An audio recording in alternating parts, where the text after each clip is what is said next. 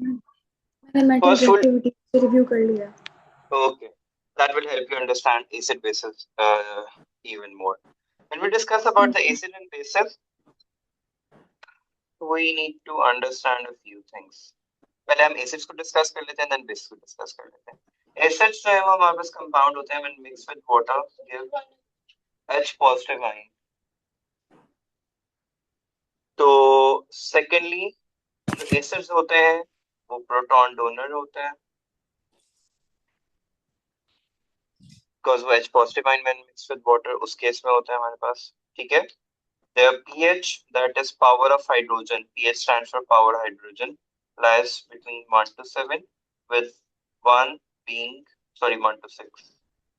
1 being most acidic and 6 being weak acid. अगर हम litmus paper की बात करें तो लिटमस पेपर के केस में जो एसिड्स होते हैं they turn litmus paper red. And last point हमारे पास ये होता है कि they are good conductor of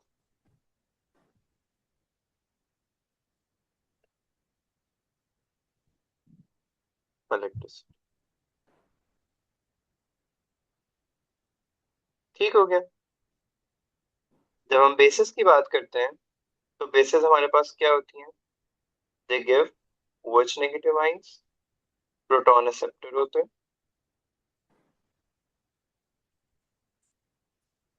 उनकी पीएच जो है दे lie between 8 to 14, with 14 being most basic. अब they turn litmus paper blue, and since वो आयनाइज होते हैं in positive and negative ion, तो ये भी अच्छे तरीके से इलेक्ट्रिसिटी को कंडक्ट कर सकते हैं। हाँ, बेसिस की टू कैटेगरीज होती हैं हमारे पास। उसमें कैटेगरी वन जो आती है हमारे पास वो ये होती है कि बेसिस एंड अल्कलीज होती है। बेसिस एंड अल्कलीज में से एक वाटर सॉल्युबल होता है, एक वाटर इनसॉल्युबल होता है। जो वाटर सॉल्युबल होते हैं वो अल्कलीज होती हैं, जो वाटर इनसॉल्युबल होती हैं उनको हम बेसिस कहते हैं। एक दो नाम ही है, अगर वो माइंड में रख लोगे you are good to go. यहाँ तक का basic introduction, do we understand? Yes. ठीक है। अब एसिड एंड बेसिस को अंदर फर्दर जो सेक्शन आता है वो ये आता है कि एसिड एंड बेसिस बनते किससे हैं हमारे पास। ठीक है। सो नॉन मेटल्स जो होंगे when combined with, non metals जो है वो हमारे पास एसिड्स देते हैं, और जो मेटल्स होते हैं वो हमें क्या देते हैं? बेस। इसके अंदर हम एक एग्जांपल याद कर लेते हैं HCl को, और इसमें याद कर लेते हैं NaOH को। वी आर फेमिलियर कि Na मेरे पास क्या है? मेटल है, और Cl मेरे पास क्या है? नॉन मेटल है। तो यहाँ से ये पॉइंट याद रखना इजी होता है कि मेटल्स के रिएक्शंस जो होते हैं वो हमें बेसिस देते हैं विद वाटर, और एसिड्स के जो रिएक्शंस होते हैं, सॉरी, नॉन मेटल्स के जो रिएक्शंस विद वाटर होते हैं, give us acid. Okay. Okay. फिर हमारे पास चार कैटेगरीज आती हैं।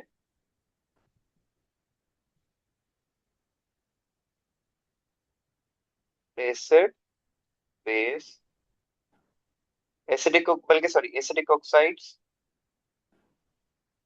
Basic oxides, amphoteric oxides, and lastly मेरे पास न्यूट्रल ऑक्साइड्स आते हैं। ओके। तो जो मेटल की ऑक्साइड्स होंगी, let's start with non metal. Non metal की जो ऑक्साइड्स होंगी when mix with water they give us acids. Metal की जो ऑक्साइड्स होंगी when they reacts with water they would give us base.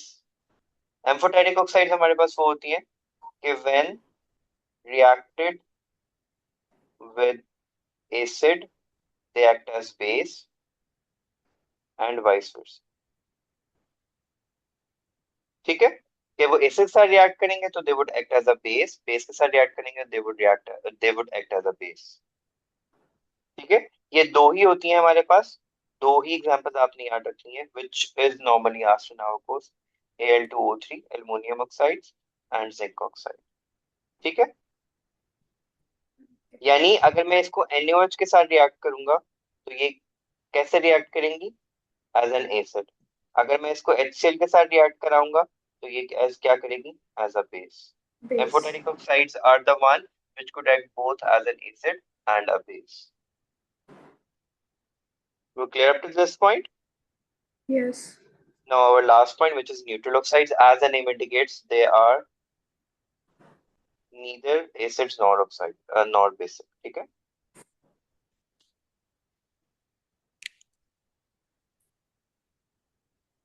अभी एग्जांपल्स इनकी suddenly stepped out of my mind, मैं जब उस तरफ पहुंचेंगे तो हम उसको डिस्कस करेंगे। Okay, Okay. Acid and bases में आपको सिर्फ यही सारी इंफॉर्मेशन देनी चाहिए, इसके अलावा जितने भी क्वेश्चन होते हैं they only accounts for all of these things, but as I told you it is linked with, बल्कि sorry, let's review that from the book and then फिर मैं आपको नेक्स्ट सेक्शन कराता हूँ, वो एक अच्छा जो है ना उसका वो डेवलप हो जाएगा सेक्शन। अच्छा, एसिड्स के अंदर आके पहला वाला सेक्शन हमारे पास, एज आई डिस्कस किया हमने, जब उसको वाटर में मिक्स करते हैं वो हमें क्या देता है, हाइड्रोजन। ठीक है, एंड साथ में वो पॉजिटिव है। बेसिस हमारे पास क्या होती हैं, बेसिस हमारे पास क्या होती हैं कि when we mix them in water, और हमारे पास जो है they give us OH negative ions. ठीक है, और बाकी एसिड एंड बेसिस की वो न्यूट्रलिटी मैंने पीएच वैल्यू सिखा दी थी कि लेस देन 7 होती हैं तो वो एसिड्स होते हैं, ग्रेटर देन 7 होती हैं तो वो बेसिस होती हैं, 7 होती हैं तो वो Bases. हमारे पास क्या होती हैं, they are neutral in nature. Okay. अगर एसिड्स को फर्दर देखें, एसिड्स की जो जनरल प्रॉपर्टीज होती हैं, they are Sawar in test हमारे पास। ठीक है, they turn litmus paper blue, और acid dissolves in water to form conductive solutions। ठीक है, electrolytic solutions बनाते हैं हमारे पास। एसिड को हम फर्दर ऑन भी क्या डिस्कस करते हैं, definition acid which produces hydrogen ion which is dissolved in water, और प्रोटॉन डोनर्स जो होते हैं वो भी हमारे पास एसिड्स होते हैं। मेटल जब भी सिर्फ उसके साथ एसिड के साथ रिएक्ट करेगा, we are going to have metal, और एसिड जब भी रिएक्ट करता है हमारे पास सॉल्ट एंड वाटर आता है, हाइड्रोजन आता है। Metal Hydrogen. ऑक्साइड, हाँ, मेटल ऑक्साइड रिएक्ट करेगी एसिड के साथ तो we are going to get a salt and water. Acid and base, अच्छा खैर वो इस हम लोग जब सॉल्ट्स में जाएंगे तो इसमें पढ़ लेंगे।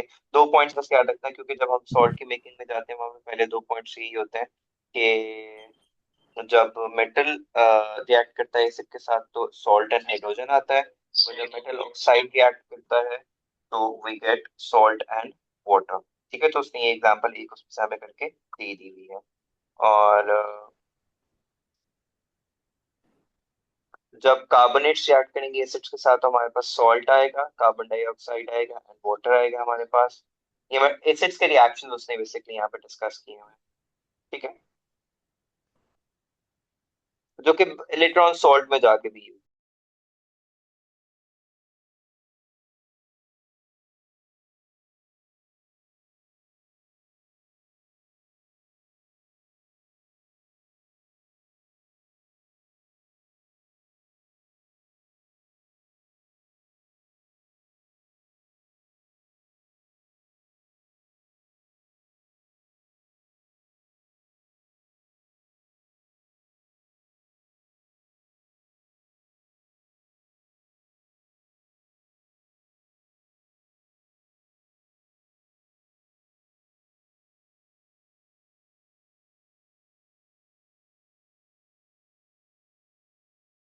Oh, my mic was on mute. Sorry.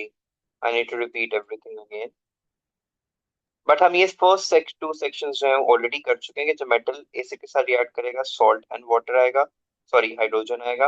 Reactions किस तरीके से बनाने हैं, वी नो कि हम उनके ऑक्सीडेशन पावर्स को क्रॉस मल्टीप्लाई करते हैं, बिकॉज Mg की पॉजिटिव 2 होती है, SO4 की नेगेटिव 2 होती है, we are going to pose MgSO4। हाँ, एसिड एंड बेसिस के अंदर हाइड्रोजन का ये एक टेस्ट भी होता है, ये साथ ही लिखा हुआ है, इन ऑर्डर टू चेक कि हाइड्रोजन प्रोड्यूस हुआ है कि नहीं हुआ। वो हम लोग क्या करेंगे, एक पॉपिंग साउंड, स्क्वीइंग जो है ना साउंड प्रोड्यूस होती है हाइड्रोजन की, विद ब्राइट इस तरह के लाइट वुडन स्प्रेड हम लेके आएंगे। अगर हमें पॉपिंग साउंड प्रोड्यूस होगी, इट मींस हाइड्रोजन प्रोड्यूस हुई है। और ये हम करते भी किस लिए, in order to check whether a reaction has occurred or not. उसमें ही उन्होंने ये डिस्कस किया हुआ है कि जो अनरिएक्टिव मेटल होते हैं, जो हम इलेक्ट्रोलिसिस में ऑलरेडी पढ़ चुके हुए हैं कि कॉपर एंड सिल्वर जो है वो लीस्ट रिएक्टिव मेटल होते हैं, तो अगर हम उनको एसिड के साथ रिएक्ट करवाएंगे भी तो वो कोई रिएक्शंस नहीं देंगे। ठीक है। Whereas concentrated nitric acid reacts with metals such as copper, it does not give hydrogen. Instead, it gives us a nitrate and nitrogen dioxide gas is formed. Lead appears to react with dilute hydrochloric acid and dilute sulfuric acid. This is because a layer of lead chloride or lead sulfate is formed from the initial reaction between lead and dilute acids. ये कुछ चीजें इस तरीके से भी होती है जो सॉल्ट के सेक्शन में भी आएगा, आपको याद होगा, आपने सॉल्ट चूंकि पढ़ा हुआ है, there are some soluble salts होते हैं, कुछ insoluble salts होते हैं हमारे पास, तो उसके अंदर हमारे पास ये एग्जांपल्स आ रहे हैं। फिर हमारे पास इसमें वो कार्बोनेट्स के रिएक्शंस आ गए, ऑक्साइड्स के रिएक्शंस आ गए। मेटल हाइड्रोक्साइड एंड एसिड का जो रिएक्शन होता है, they are known as neutralisation reaction, जो आपने रेडॉक्स में भी पढ़े होंगे कि some reactions does they are not in oxidation reduction state के सेक्शन में एग्जिस्ट नहीं कर रहे होते, कि जब मेटल हाइड्रोक्साइड और एसिड रिएक्ट करते हैं, it forms solids and sorry salt and water, or they are known as neutralization reaction. और what is the role of water in the acidity, ये सेक्शन तो इम्पोर्टेंट नहीं है। Hydrogen plus carbon, they would carbonates के अंदर हमारे पास जब ये दोनों रिएक्ट करेंगे तो हमारे पास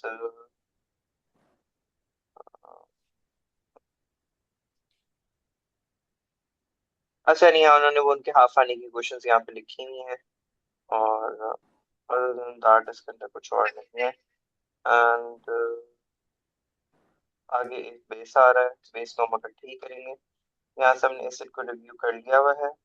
अच्छा, स्ट्रॉन्ग एंड वीक एसिड का भी एक कॉन्सेप्ट होता है। स्ट्रॉन्ग एंड वीक एसिड का मतलब ये होता है कि अगर हम उसको वाटर में मिक्स करें, वो कंप्लीटली वाटर सॉल्युबल हो या कंप्लीटली डिसोसिएट हो जाए वाटर के अंदर, तो वो स्ट्रॉन्ग एसिड होता है। और अगर वीकली वो आयनाइज हो तो वो हमारे पास जो है वीक एसिड कंसिडर किया जाता है। ओके। Okay. और इसकी एग्जांपल में हम ये एथेनोइक एसिड और हाइड्रोक्लोरिक एसिड के बारे में बात कर लेते हैं।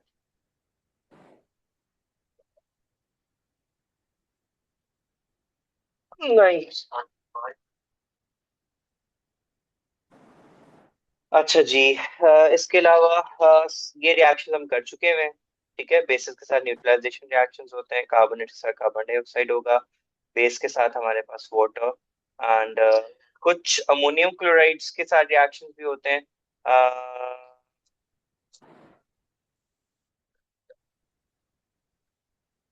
न्यूट्रलाइजेशन रिएक्शन में डिस्कस कर लिया है, ये भी एक दफा डिस्कस कर लिया है। एंड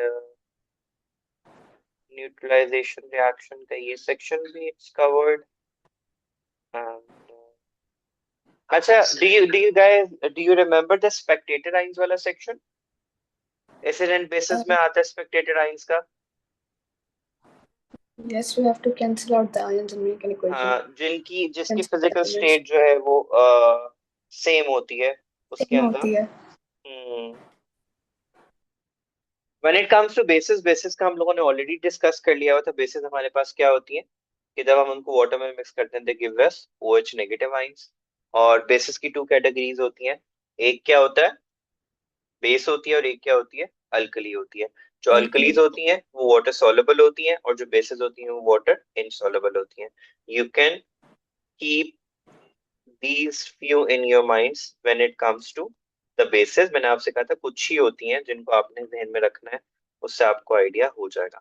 अब ऑब्वियसली बेसिस है हमारे पास, तो बेसिस के अंदर हम लोगों ने किस चीज को अपने माइंड में रखना है कि जब वो एसिड के साथ रिएक्ट करेंगी तो न्यूट्रलाइजेशन रिएक्शन होगा, और बेस और एसिड रिएक्ट करता है उसको न्यूट्रलाइजेशन रिएक्शन कहते हैं। हमारे पास सॉल्ट एंड वाटर फॉर्म होता है। बाकी उन्होंने यहाँ पे वही डिस्कस किया हुआ है। मेटल ऑक्साइड्स जो होती हैं वो हमें क्या देती हैं? मेटल ऑक्साइड्स क्या होती हैं? बेसिक इन नेचर होती हैं, नॉन मेटल ऑक्साइड्स क्या होती हैं, एसिडिक इन नेचर होती हैं। Aluminium oxide and zinc oxide जो है वो एम्फोटेरिक इन नेचर है। तो यहाँ पर उन्होंने कुछ आगे जाके ये repeat, alkalis are special types of bases जो वाटर सॉल्युबल होती हैं, और ये हमारे पास अल्कलीज की एग्जांपल्स हैं जो नॉर्मल होती हैं। अगर आप इनमें से किसी एक को याद कर लोगे ना तो दूसरा, अगर इनमें से वो नहीं पढ़ रही तो बेसिस है, नॉर्मली इतना इतना को मेजर क्वेश्चन नहीं आता।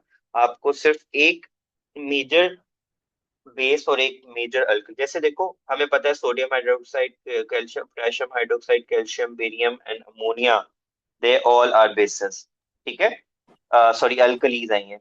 बेसिस में आप जिंक ऑक्साइड याद कर लो, कॉपर ऑक्साइड याद कर लो, मैग्नीशियम हाइड्रोक्साइड याद कर लो, एल्युमिनियम हाइड्रोक्साइड याद कर लो। ये वाटर सॉल्युबल नहीं होती हैं, ये पोलर सॉल्वेंट्स में ऐड हो जाती हैं, बट वो हम वो वाला सेक्शन बाद में डिस्कस करेंगे। ठीक है, Okay. सो बेसिस की बेसिक प्रॉपर्टी वही, they are bitter in taste and soapy touch होता है, रेड मिटनेस पेपर को ब्लू में कन्वर्ट कर देती हैं।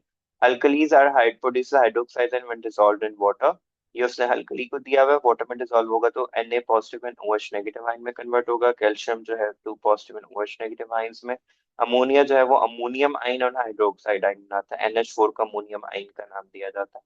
अल्कलीज जब बेसिस के साथ रिएक्ट करते हैं they are known as neutralisation reaction, और जो न्यूट्रलाइजेशन रिएक्शन होते हैं वो रिडॉक्स रिएक्शन नहीं होते। Why is that? क्योंकि हमें पता है उसमें किसी की भी कोई स्टेट चेंज नहीं हो रही होती है। ठीक है, Okay. बाकी जब एसिड बेस की हाफ आयनिक क्वेश्चन की बात करेंगे तो हमेशा ये लिखेंगे H positive plus OH negative ion gives water. I repeat, whenever they ask about the ionic equation for the acid base reaction, we only need to write this section. H positive plus OH negative gives H2O. यहाँ पे उसने acid base को acid के साथ react करवाया हुआ है, Na2SO4 plus H2O आ रहा है, which is again a salt.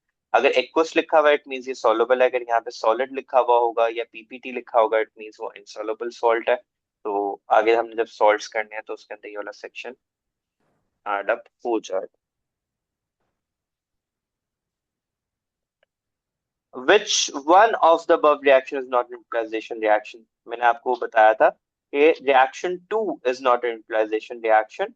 In this reaction, because besides salt, magnesium chloride and water, chlorine is also produced. ठीक है, जब भी हम न्यूट्रलाइजेशन रिएक्शन की बात करेंगे only salt and water produce होगा, no other product will be formed alongside it. So अगर कोई और चीज प्रोड्यूस हो रही है that would indicate कि वो न्यूट्रलाइजेशन रिएक्शन नहीं है। जब अमोनियम आइंस इन्वॉल्व होंगे, जैसे हमने कार्बोनेट आइंस में बात की थी ना कि कार्बन डाइऑक्साइड आता है, जब अमोनियम सॉल्ट इंक्लूडेड होगा तो it would give us ammonia always in that. You just need to, बाकी जिसका फॉर्मेशन होनी है हमें पता है कि इसने कैल्शियम क्लोराइड बनाना है, वाटर बनाना है, साथ में अमोनिया आना है। अगर यहीं पे कार्बोनेट आइन होता हमारे पास तो carbon dioxide, salt and water बनता। तो अगर आप उनकी प्रोडक्ट्स आपके माइंड में रहेंगी तो formula making is not a difficult thing. ठीक है, Okay. बाकी ये उसने आगे रिएक्शन दिया हुआ है कि जब बेस जो है वो सॉल्ट के साथ रिएक्ट करती है तो हमारे पास जो है हाइड्रोक्साइड एंड सॉल्ट जो है वो फॉर्म होता है। हमारे पास इस तरह के नॉर्मल रिएक्शन होते हैं कि metal oxide appears as precipitate in its soluble. यहाँ देखो ये सॉल्युबल बन रहा था, ये इनसॉल्युबल हमारे पास आ गई है। ठीक है, हाइड्रोक्साइड हमारे पास बन गई है, सॉल्युबल टू इनसॉल्युबल वो शिफ्ट हो गई है।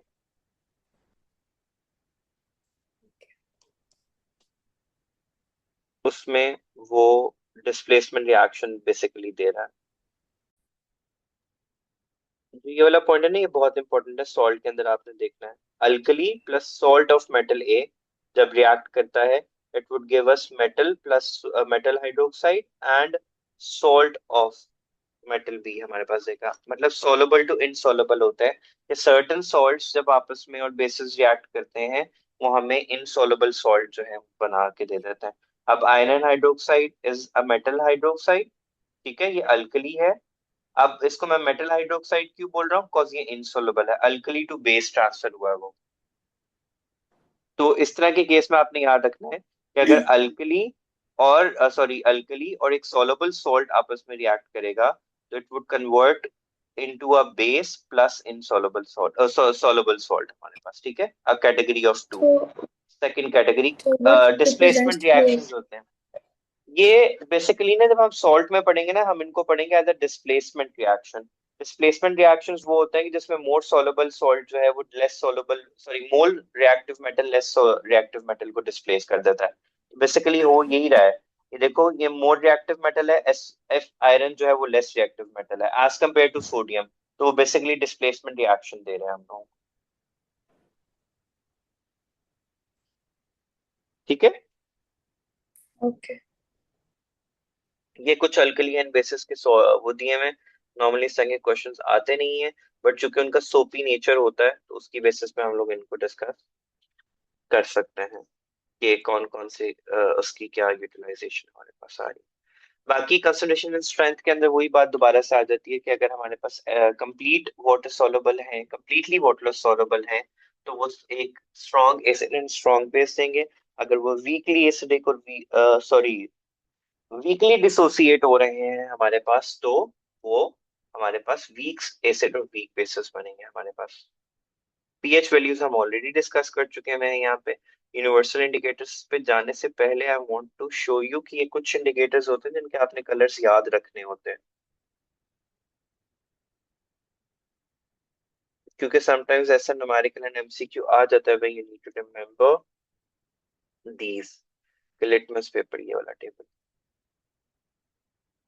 First let me share it with you. अब लिटमस पेपर जो है वो एसिड में रेड होता है, न्यूट्रल में पर्पल होता है, अल्कली में ब्लू होता है। तो थाइमोफ्थलीन जो है वो कलरलेस होता है एसिड के अंदर इसमें, और अल्कलीज के साथ वो ब्लू कलर देता है। मिथाइल ऑरेंज जो है वो रेड, ऑरेंज और येलो शेड्स देता है with acid, neutral and bases. ये आपको याद होना चाहिए, इनके एमसीक्यूज आते हैं हमारे पास। इंडिकेटर्स में ये तीन कैटेगरीज हैं जो हम नॉर्मली डिस्कस करते हैं। एक फिनोफ्थलीन भी होता है। फिनोफ्थलीन, ये थाइमोफ्थलीन जो उसने यहाँ पे लिखा हुआ है ना, इसके अंदर एक फिनोफ्थलीन भी होता है हमारे पास। वो हमें, वो आपने एसिड बेस रिएक्शन के, सॉरी, जब सॉल्ट फॉर्मेशन में जाते हैं ना, तो एक और कैटेगरी भी आती है। एक सॉल्युबल सॉल्ट होता है, एक टाइट्रेशन रिएक्शंस होते हैं। टाइट्रेशन रिएक्शंस हमारे पास ये होते हैं जब हम एसिड और बेस को आपस में रिएक्ट करवा रहे होते हैं। ठीक है, वहां पे नॉर्मली फिनोफ्थलीन को यूज किया जाता है। फिनोफ्थलीन एसिड्स के अंदर कलरलेस होता है, बेसिस के, जब, सॉरी, न्यूट्रल सॉल्यूशन में वो कलरलेस होता है, बेसिस के साथ वो लाइट पिंक सा शेड देता है। तो टाइटेशन के अंदर हम लोग, शायद टाइटेशन इसके अंदर आए भी, तो मैं वहां पे एक दफा दोबारा लोकेट करवा दूंगा आपको। टाइट्रेशन का पढ़ा हुआ है, उसमें यूनिवर्सल इंडिकेटर ऐड करता है। हाँ, उसमें वो फिनोफ्थलीन आता है, it gives us a certain. बाकी बेसिस के अंदर हम लोगों ने बेसिस, इसके डिफरेंस हमने ऑलरेडी डिस्कस कर लिया था। जो बेसिस होती हैं हमारे पास वो क्या होती हैं? वाटर इनसॉल्युबल होती हैं। अल्कलीज जो हैं वो वाटर अल्कली सॉल्युबल होते हैं। सॉल्युबल। ये एक इंपॉर्टेंट पॉइंट है। All alkalis are bases but not all bases are alkalis. Bases और उसका रीजन ये अल्कलीज। है, ये अक्सर बुक्स में ये वाले पोर्शंस हमारे पास आ रहे होते हैं। बाकी प्रॉपर्टीज के अंदर हम लोगों ने ये डिस्कस कर लिया कि अगर अमोनियम नाइट्रेट बेस के साथ रिएक्ट करेगा तो हमारे पास क्या प्रोडक्ट बनेगी?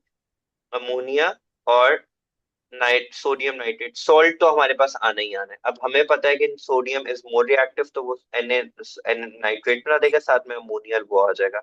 अमोनियम नाइट्रेट जब कैल्शियम हाइड्रोक्साइड के साथ देगा हमारे पास, तो भी हमारे पास कैल्शियम नाइट्रेट वाटर एंड हमारे पास अमोनिया आएगा। ठीक है। एक उसने अल्कली के साथ दे दिया है, एक उसने बेस के साथ दे दिया है। ठीक है। दोनों में हमारे पास प्रोडक्ट सेम ही है। यू कुड सी हियर, यहाँ पे अल्कली ने रिएक्ट किया तो भी सॉल्ट, वाटर और अमोनिया आया। बेस ने रिएक्ट किया तो भी सॉल्ट, वाटर एंड अमोनिया आया। द ओनली डिफरेंस इज के सॉल्युबिलिटी की टर्म्स में बात हो रही है। ये देखो, यहाँ पे सॉल्युबल सॉल्ट आ रहा है, यहाँ पे इनसॉल्युबल सॉल्ट आ रहा है। ठीक है। ओके। रिएक्शन अप्रोक्सीमेटली सेम है हमारे पास। बाकी हम मेटल ऑक्साइड और नॉन मेटल ऑक्साइड्स को मल्टीपल टाइम डिस्कस कर चुके हैं। मेटल ऑक्साइड्स के कौन से सॉल्ट होते हैं? मेटल ऑक्साइड्स हमारे पास क्या होती हैं? बेसिक इन नेचर होती हैं। नॉन मेटल हमारे पास क्या होती हैं? एसिडिक इन नेचर होती हैं। Acidic nature. ये कुछ आइडेंटिफिकेशन टेबल्स हैं कि जैसे हम उनको चेक कर सकते हैं नॉन मेटल्स में कि वो किस तरीके से बिहेव करती हैं। ये भी मैं टेबल आपको भेज देता हूँ। बेसिस इन अल्कलीज का कंपैरिजन उन्होंने दिया हुआ है यहाँ पे, इट माइट हेल्प यू। बाकी हाइड्रोजन की तो प्रेजेंस हम लोगों ने बोला हुआ है कि हाइड्रोजन हम कैसे चेक करते हैं। यस, पॉपिंग साउंड से। ऑक्सीजन की कैसे होती है? ऑक्सीजन की बर्निंग से। बर्निंग तो सब में ही होती है। नहीं, एक मिनट। अच्छा, एनी ऑफ फ्लेम टेस्ट होता है आपके पास, वो उन्होंने वैसे टेबल आपको दिया भी होता है। सल्फर की आइडेंटिफिकेशन ब्लू से होगी, फास्फोरस की येलो फ्लेम से होगी, कार्बन की रेड से होगी। जो ऑक्सीजन की होती है उसमें हमारे पास से ब्लूइश सा शेड आ रहा होता है, स्ट्रॉन्ग वाइट ब्लूइश, अगर हमारे पास वो होता है ना उसके अंदर। फिर न्यूट्रल एम्फोटेरिक ऑक्साइड, हमने बताया न्यूट्रल ऑक्साइड्स वो होती है ना एसिडिक होती है ना बेसिक होती है। एम्फोटेरिक वो होती है जो एसिडिक भी होती हैं और बेसिक बेसिक भी होती हैं। ये दो एग्जांपल्स मैंने आपको बता दी, ZnON Al2O3। और न्यूट्रल के अंदर हमारे पास क्या आता है, वाटर आता है, कार्बन मोनोऑक्साइड आती है, एंड सोडियम नाइट्रोक्साइड आती है। सो आई मीन नाइट्रस ऑक्साइड आती है हमारे पास, नॉट सोडियम, नाइट्रस ऑक्साइड। ठीक है, तो ये तीन याद कर लेना ठीक है। फॉर न्यूट्रल, एंड दो याद कर लेना फॉर एम्फोटेरिक ऑक्साइड। ये ओके। देखो, यहाँ पे एज अ वो बेस एक्ट कर रहा है, रिएक्शन सेम ही होगा, सॉल्ट एंड वाटर बनेगा। यहाँ पे वो एज एन एसिड ऐड करेगा, और हमारे पास सॉल्ट एंड वाटर आ रहा है। हमेशा बेटा याद रखना, बच्चे कंफ्यूज होते हैं कि सर प्रोडक्ट क्या बनेगी मेरे पास। ठीक है, वो समटाइम्स को ऐसे वो कॉम्प्लिकेटेड सा रिएक्शन दे देते हैं। भाई जब हमने कहा है कि सिर्फ सॉल्ट एंड वाटर बनना है, वाटर बनाने के बाद बाकी जितनी भी चीजें रह गई हैं उनको अकॉर्डिंग टू द रूल जो हमने पढ़ा हुआ ऑक्सीडेशन स्टेट को क्रॉस मल्टीप्लाई करके आंसर निकालते हैं, उस हिसाब से आंसर निकाल लेंगे।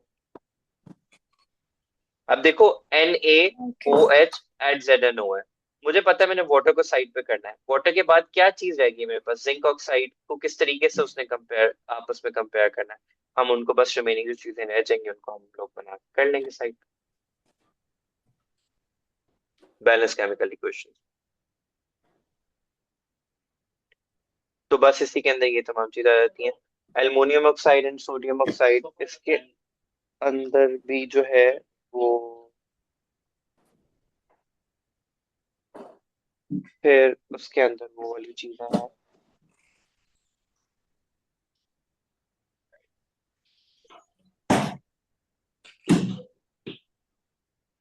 ये कुछ हैं, इनको सोडियम जिंकेट और सोडियम एल्यूमिनेट, ये दो क्वेश्चन, ये अगर आप याद रख भी लोगे ना, तो ये से प्रोडक्ट हमारे पास इस तरह ये आते भी हैं नॉर्मली।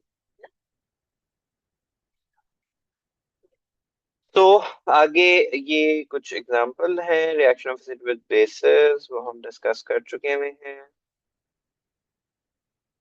ये कुछ सॉल्ट फॉर्म्ड होते हैं, इनके बेसिस के साथ, ये जब हम सॉल्ट की फॉर्मेशन में जाएंगे it will help you out कि कौन सी चीज किस में फॉर्म होनी है।